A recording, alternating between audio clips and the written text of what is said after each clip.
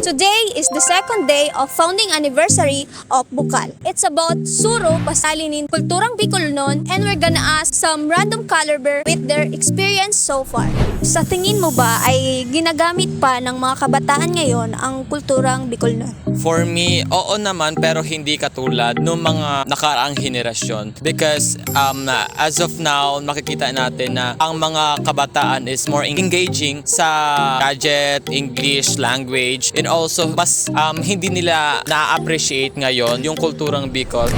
For me, important siya talaga na ihalagahan even now kasi it serves us as a Bicolano to be an identity, lalong-lalo na ngayon sa generation na ito. Sa tingin ko, unfortunately, parang hindi na masyado. Parang natatabunan na kasi siya ng kultura ng Western.